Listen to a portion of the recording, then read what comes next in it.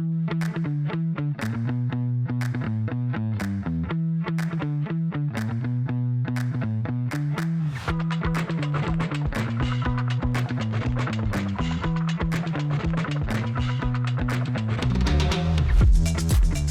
back to another episode of Unpacking Life with the box and the basket. Doesn't want to make the basket. Basket, yeah. So today we're talking about what some gender norms are in the world and how I run this show here.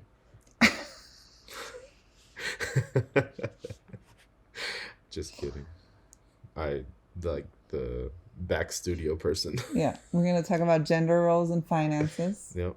And why Ricky lets me handle all the money. Yes. Lets me. Yeah, I do, because we'd have no money if I ran it. But letting is like there was a choice. No, yeah. You didn't really have a choice. Yeah, no. And I'm okay with that. Yeah. But before we get into it, don't forget to like, share, and subscribe. We appreciate y'all listening, watching, however you're getting our content. Yep. So let's dive right in. And we're going to do married couples. Like we have a lot of statistics. So don't get offended if it's like, well, I'm married to a woman and I'm a woman. That's fine. But like a lot of statistics, I think they're man and woman. And that's what we're going to be talking about. So that's what we know about. And that's what we're going to talk about. Yeah. Yes. So do you want to start with yours? No, go ahead. Okay. I love these statistics. I don't know why. know. So because I handle the finances, it's not common, right? Like we know people where it's the woman does, but the older days and older people, older generations, typically it's the man handling the finances. So, well, it's changing. See, I always thought of like gender norms with like, especially with finances, was that the man is the provider. He's the one that makes the money or more money. And he's the one that goes to like a 9 to 5, and then the wife stays at home, but she could still handle the finances. Yeah. Because even, I don't know, I'm just going off of like movies and TV shows of like the 50s and 60s and 70s where the man comes home and he doesn't know what money they have, but the wife is the one that, you know, budgets and makes the grocery list and goes grocery shopping, pays all the bills, and the man is just the one that makes the money and puts it in the account. I guess. Well, there's several different like facets to it, right? Yeah. Like who handles the money, but then who's the breadwinner? Right. How many breadwinners are there? Who earns more bread? Yeah. So I tried to find like a statistic of how many households where the woman handles the finances. And it's kind of hard to find. I think like you came from a household where your mom handled the finances. Well, it was only my mom. Yeah, because your dad left. And I come from a household where my mom handles the finances. Yeah. And so for us, I don't know, it wasn't like ever weird. Right. But then for many years, you were the main provider. And I like kind of how you were describing it. Yeah. But I think that sometimes people get caught up in, well, I'm the man, I'm supposed to be handling the finances. And maybe you're not good at it. Like that's just egos. Right? You think so? Yeah, absolutely. Because even like, so at the beginning of our relationship, Vanessa didn't work for like the first, 4 years? Right? I mean, I worked on and off. Yeah, like have a consistent job though. Like she would do a bunch of different things. And she when you met me, I had a consistent job. Yeah. Yeah. She tried to run a daycare that didn't work out so well. Yeah. And like I was the one that was working full time. And then once we moved out here, so it was like 3.5 years later, you got your real estate license, and then you were like building that business going up from there, and then you just took off. And then from there, you made way more money than I ever did. And so like, I guess the roles, but we didn't really have like roles. Like it was just the way it was. I think we have a role though, because if you ask me, you're still like the provider for our family. Even if it's not that you're not providing the most amount of money, you provide protection, like security. Like if shit hits the fan, you're in charge. Yeah. So I've never even, my check that was deposited had a bigger number to me, and I feel like to you too. Mm-hmm. You still had like that role of like being the man of the house and the main provider. Yeah, like I never felt yeah, uneven in our relationship. Yeah. Just because you made more money or I made more money. Like even when I was the one working, solely working, consistently, like I never try to hold it over your head or like, I'm the freaking man of the house. Like I'm the one that brings in money. I pay the bills. Like you can't do this or I can do whatever the hell I want. Like that was never the case with us. Yeah. And even... It was the other way around. Yeah. I gave you a budget. With my own money. Yeah. But, like, we never had those roles, those, like... And I don't even want to say traditional because I feel like a traditional role is back in, like, the 50s and 60s where, like, the man made the money, made the rules, did whatever the hell he wanted, and the wife was just there to raise the kids and make food. But I never felt like we had that. And, like I said, I never held my position as the breadwinner at the time over you. And now that you're making more money than I do, like I've never felt like you're trying to hold it over my head.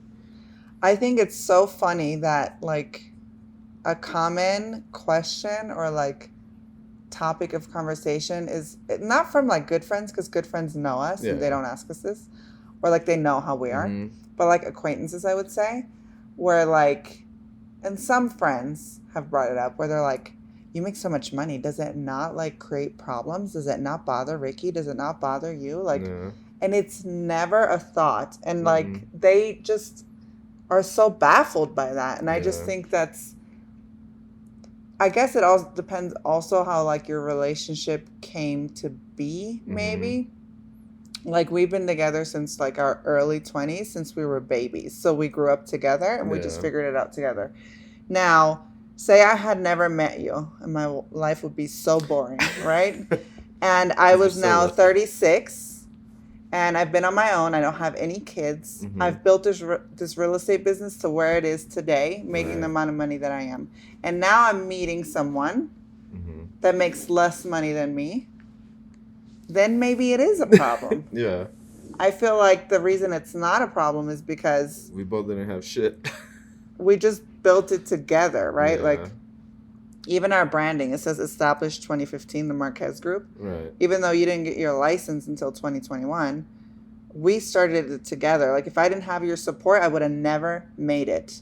So I think that's why I don't like, I don't know. It's weird to me, but I could see how it could be an issue for people, for like others. If you're like single and you've worked hard all your life and then you meet a guy and he's not on the same level in some, which is so funny because we just watched that on The Ultimatum, where this girl, Roxanne, she has like a company, and she's super successful. You know, she's owned businesses and she has a lot of money, or so she says. And like her boyfriend like loves her and gives her everything emotionally, but financially he doesn't. So like she has a super hard time with it, and she's like disrespectful to him in a way. Like he'll say I love you to her, and she'll just like look at him. I'm like, I would be pissed. Like, and then we found out they were together for like years, like 8 years. Well, they met each other 8 years ago, and then they re-met 5 years, so it was 3 years. Oh. But still, it's like... Still, that's a long time. There is a weird power dynamic going on, and that's fine. I mean, if that works for them, but she wants to be in charge of him. Right. And like, talking about gender roles, I feel like even though I make more money and we're equal, in a way, you do have the gender role of the man and being the provider and being the breadwinner and all that. In my eyes, like, I've told friends, like, I submit to you in certain things. Sure.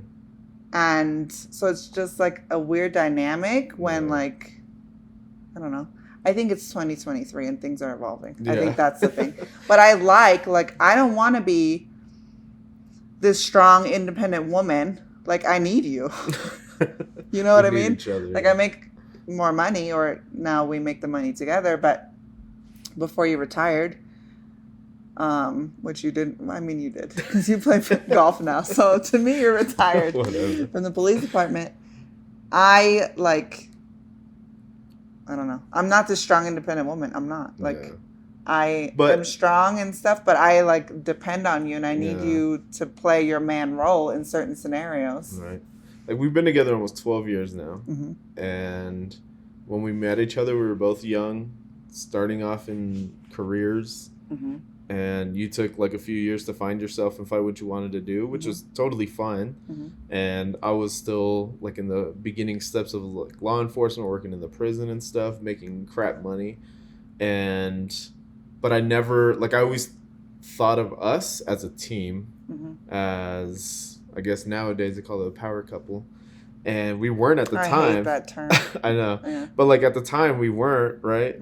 We supported each other in our relationship and our work and whatever we wanted to try. You wanted to do a bunch of different jobs. And I understood that you wanted to do that to try to find what you wanted to do for the rest of your life. And I was fine with that. I never tried to hold that against you. And then once you started in real estate and I was still doing that shit job that I didn't want to do, then I was like, all right, you're doing okay. How do you feel about me going to start pursuing what I was trying to build before? I just had something stable for us so that we could live and raise our kids. And then you supported me in that and joining the police department. And so people would give me crap all the time. Well, why are you even working? And I'm I don't do this for the money. The money's really good with the police department. I was making over $100K. But I wasn't doing it because it paid well. I was doing it because I enjoyed it and I loved it, and you supported me doing it. And now I feel like we're both in the next chapter of building our own business and doing it together, and we've already have that cohesiveness and knowledge of each other where we can work together without issues. And because that was the biggest thing when I was quitting. Everybody's like, man, I don't know if I could work with my wife. And jokingly, I would always tell them, well, I actually like my wife. I enjoy spending time with her. And I'm sure other people do. It's just a joke. But yeah, and people would give me crap all the time. Oh, well, Vanessa makes all the money. And I'm that's fine. It goes to the same account. I don't care. And, it's not just going to your account where I don't have access to it. We have access to all of our accounts. All our money's shared. I don't know what the big deal is. Most of all our money. All of our money. I don't have access to your stash money. You do. You don't know my passwords? I guess I could get into your phone. Yeah, exactly. But I think the thing is that sometimes when people ask us these things, I'm do you think I just go home and belittle him because I made the number on my check was higher than his? I'd be single if that was going on. Yeah, I think because we have a mutual respect for each other. Yeah. And we've grown together and we've come into who we are as people, and you understand that, and it just works, right? I let you be the man and you let me be the woman. I cook more than you. I baby the kids more than you. You are more I don't know, I make more money, but I'm not coming home telling you, oh, go clean the toilets and go make dinner. I'm still doing those things. So it's it's a weird dynamic these days with gender roles and the typical man of the house and those things conceptually I feel still exist in our relationship. I don't ever feel a less of a man in our marriage. I've never felt that way. Yeah. And if we ever did have an issue, I could always talk to you about it. Be hey, listen, at some point I would put my foot down, just with this whole remodeling stuff. If I didn't put my foot down, you'd already done the damn kitchen. Which brings me to another point that people are always well, some of our friends, and mostly your friends, I feel they think that I run the show. You do, but... And I run the show until I don't. Really, you run the show because things that you don't care about, you let me do whatever I want. But when you want to put your foot down, I let you put your foot down. And there's I know there's no you are way more stubborn than me, and if you want something, you will get it. Just There's like no way. Like, we've had these pillows for how long? Okay, so these ugly pillows, right? This one, you can see how ugly and off color it is. These are way more aesthetically pleasing, but I like my pillows. I put them even in the donation pile. And he's like, no, bring me my pillows. And I've put covers over the ones. You should see what they are underneath. But like, because you let me, and I say but because you, I don't know, let me. I'm just going to say, let me be who I am, and you let me get away with murder. Really? Like, the amount of money sometimes I spend, or like the things I do, are just ridiculous. And you never say a word. So then I feel like when you do have an opinion about something, or you do put your foot down, like, I want these 2 pillows, I let it go. Yeah. Or like, I don't know if you can see, but in this part of the house, there's carpet, and I wanted hardwood floors, like, or laminate floors all throughout. You never have an opinion about anything, but you said you needed carpet. Like, no way. Like, the living room is going to be carpet. So guess what? There's carpet in the living room. And there's just certain things. Like, this year we remodeled our bathroom. We got new furniture, like a bunch of stuff going on. And you've already said, like, next year there's not going to be any projects. No. And I've told people, like, we're not going to do any big projects next year. Like, if something breaks or, like, something small, fine. But, like, I want to get new counters for the kitchen, new hardware, new backsplash. Yeah. And he has said, like, 2024, it's not happening. So guess what? It's not happening. Like, so there's like a good balance, I feel. But a lot of people think because just how our dynamic and how we are, and you let a lot of stuff go, that I wear the pants. But really, I wear the pants. Vanessa just tells me which ones to put on. But then you do wear the pants in certain situations. Sometimes.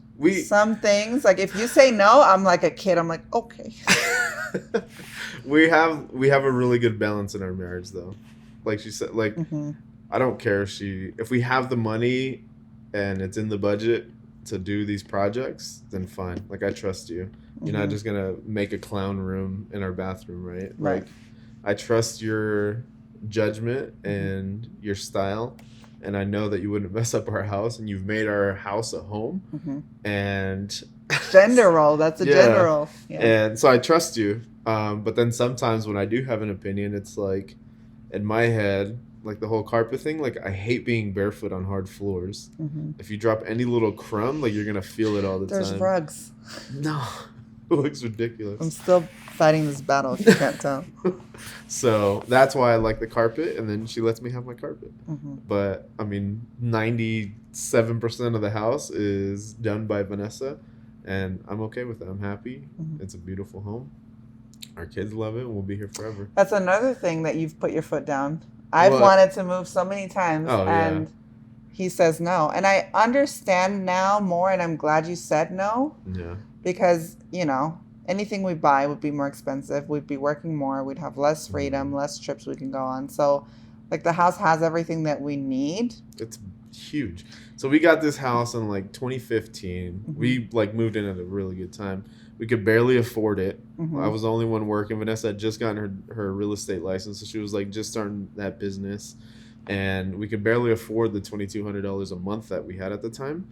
And but it's a huge house. It's almost 4,000 square feet. It's 2 stories with a basement, 6 bedrooms, 4 bathrooms, and like to get something this size anywhere else, to spend like triple. Yeah, we would be spending like 6, 7, 8, 900,000. And we got it I've looked. The ones I want are over $1 million. And so we got this house for $330 in 2015. So there's no sense in moving. And the way I grew up, I kind of grew up all over the place and moving all the time and changing schools and meeting new friends and stuff. So I don't have that childhood home where I can go back and be like, show the kids, like, yeah, this is where, you know, I grew like up. I'm going home. We're going to stay in my room. Like, I grew up here. But I want that for my kids. So when they're adults and have kids of their own, they can come back and be like, hey, like, look, this is my room. Like, this we're going it might not home. still look the same, but well, because of Vanessa. But they have that childhood place they can call home, and they have their roots here, and they're always going to be here. Which once he told me that, I was like, he melted me into his decision. I was like, okay, fine. And we might not live here forever. Like, we'll keep the house forever. It'll stay in the family. But We'll I don't snowbird. know. Like, we might, for sure, like in the winter months, we're going to start eventually going to like warmer places. And we might have like, I don't know, you might, with your back issues or with my hip, we might need like a ranch floor plan one day. But I think we'll keep the house. Yeah. But I mean, it made sense also. Yeah. Like, we're after freedom and like experiences and memories, not like, oh, you have the biggest house when you come to visit. Like, I don't. Like, it has everything we need. Yeah. The things I'm missing is like a mudroom. Aubrey needs a bathroom and a 3-car garage. Yeah. So, other than that, like, the kids walk to school. We walk them to school. They play outside. We're in a cul-de-sac. Like, it's really... I just had an idea. What? What if we put an extra bathroom upstairs? For Aubrey? Yeah. Where? The laundry room. No, I need a big laundry room. We can make it in the basement in that extra closet. No, I'm not going down to do the laundry. Why? You go up to do the laundry. Didn't we just say on camera that we're not going to have any projects? Eventually. But Aubrey, Roman, by the time Aubrey starts like doing makeup and stuff, Dion will probably not even be here anymore because he's about to be 15. Yeah. So if he's in the military and college, then it's just Aubrey and Roman sharing the bathroom. Mm-hmm. So really, it will be you in the basement. Me in the basement? You in the basement bathroom, Roman in the kids' bathroom, and Aubrey in the bathroom with me. Here we go. You think I'm going to let Roman have his own bathroom upstairs before me? Well, then you can have the kids' bathroom upstairs. Okay, but I think 20 minutes ago I was going to talk about these statistics, and we got way like... Yeah. So... It says that, and this is a study from Cambridge. I couldn't find any recent ones. This one is, from April of 2023. So they surveyed a bunch of adults and married couples over a certain period of time. And it said far fewer husbands are the sole breadwinner in the marriage. Mm-hmm. So in 1972... 49% of men were the sole breadwinner in their marriage. 49? 49. What do you think it is today? Probably half of that. 23%. Yeah. And then, although breadwinner wives are still in the minority, it says relatively few marriages, 6% have a wife who is the sole breadwinner. Mm-hmm. So I was like in the 6%. Well, not really, because you were working as well. The sole breadwinners were like the husband's not working, stay-at-home dad. Which reminds me of that comedian, remember? There's this comedian, I don't know his name, but he talks about, he's like, I'm a stay-at-home dad. He goes, so that means I do all the cooking, the cleaning, the laundry, I take care of the kids. And I finally understand what, women have been complaining or talking about for thousands of years. And then all the women start clapping. And he's like, I gotta say, it's not that hard. Because you guys don't do it right. Oh, whatever. Which brings me to my next thing is that, okay, so 6% of women work and the man doesn't. Mm-hmm. But that also doesn't account for how many people are now single and like not married. So that doesn't factor into it, like men and women just in the country as a whole. Yeah.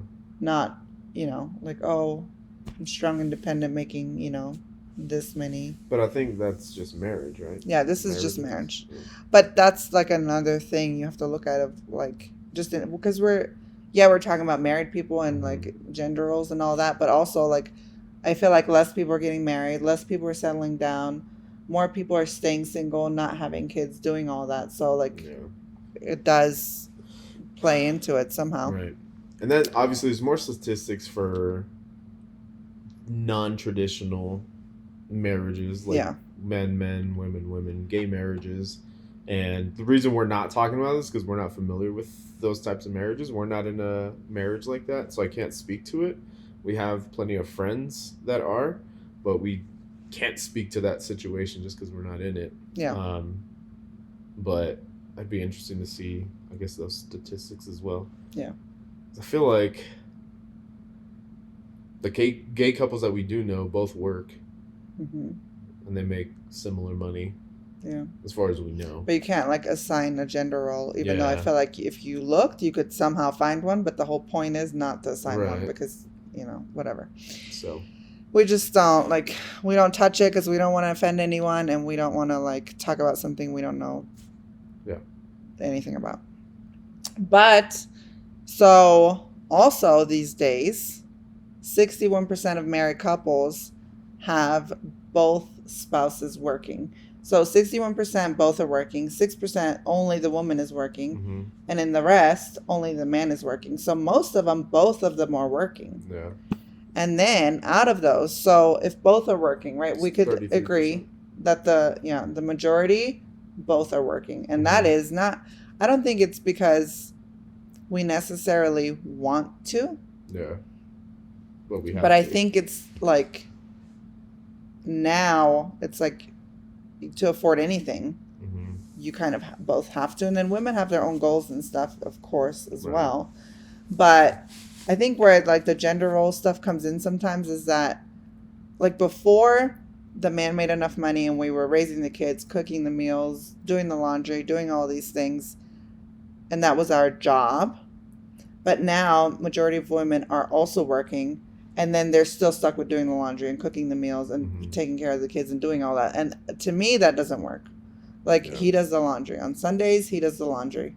He watches football all day and does the laundry. When there's not football all day, he still does the laundry. And like if I do the majority of the cooking and like the meal planning, but if I say like, listen, I'm tapped out, you need to do it, then he's in charge. And I feel like the kids we share, like I'm not I've been seeing this like default parent thing on social media just like the last few weeks of like, I don't really pay attention to it because I don't like relate to it in a way, but it's basically saying that like the mom in a lot of these is the default parent. Like she gives the baths, she brushes the teeth, she gets the kids ready for bed, while the husband is like not doing anything. That to me is like, so but they're still working. Yeah. And like trauma around like being the default parent and like being exhausted and all this. Which I think like, even if I'm not working, you should be helping me with those things. Right. And I do. Yeah. Just for the record. Yeah. No, I don't know. I don't even know what you would call it, like parental guilt. Because I feel like at some point, I saw this funny story where this mom and her son are walking, they're like just on a hike, and the son's like 19 or 20 years old, like he's an adult, and the mom just makes kind of like a remark of like, hey, did you ever think about at one point in your life, so mom to son, that there was the last time that I ever picked you up? And the son's like, yeah, I guess I never thought about it, but at some point, like, it was the last time you picked your kid up and last time you set him down, and then you just never picked them up again. And the mom's like, so I gave him a 20-foot piggyback ride. So she picked him up, obviously, and gave him a piggyback ride. And so I always think about that. Like, that's always in the back of my mind. I don't know the last time that I picked up Dion. I know. And you're never going to pick his ass up now. The dude's like 6'1", almost 200 pounds. But there's always like that in the back of my mind. Like, there's going to be a last time where I brush Roman's teeth. And there's going to be a last time where, we sing songs with him. Because he's going to be too cool for it. And there's the last time that I'm going to lay down in bed with Aubrey to talk to her. Oh, I'm going to cry. So that's why I'm more involved in, don't cry for real. I'm not going to. I just have an eyelash right here. Yeah, all right. So that's why the bedtimes are important, especially with the younger two. Because Dion's like, he's too cool for us now. Like he give us a hug. Still like, he's like, no, I don't want to talk. But then if I stand in his room or sit down in his room, he'll like talk my ear off. So like he does want to talk, but he's like he has the oldest child syndrome, which I had too. Like you never want to impose on your parents, which is horrible. It probably messed them up. Right. But like he'll give us a hug and a kiss, good night, and then like he usually just goes up to his room. And like I'll go in there once in a while, and he's just like, "Oh, I'm okay, Dad." But like Aubrey wants me still to go lay down with her and like talk about her day and stuff. And And then Roman, of course, he just wants to ask a million questions so he doesn't go to sleep. What shoes can I wear tomorrow? Yeah. Is it going to be cold? How many days till the weekend? Your favorite thing about today. Yeah. Your favorite thing about today. And your least favorite. Your least favorite. Yeah. So, but that's why, like, I want to be more, and obviously my dad wasn't around in my, like, formative teen years. Like, he was there when I was a little kid up until I was maybe 10 years old. And then he was kind of in and out. Yeah. So I want to be there for my kids and be a better parent than my parents were to me. I'm not saying that they're good or bad or anything, but I just want to be better for my kids. And I don't want them to grow up and be like, wow, my dad sucked. Or, you know, like my dad was crap. He didn't hang out with us or he didn't talk to us. Yeah. And so I think that's why nowadays more parents are being more involved. Yeah. Especially dads, because moms are always stuck with the kids. Yeah, so like there's still like gender roles that we're trying to like, I don't know, break or not break. Yeah. Because sometimes it's good and sometimes it's not. Mm-hmm. So speaking of, so we know 61% they're both working. Right.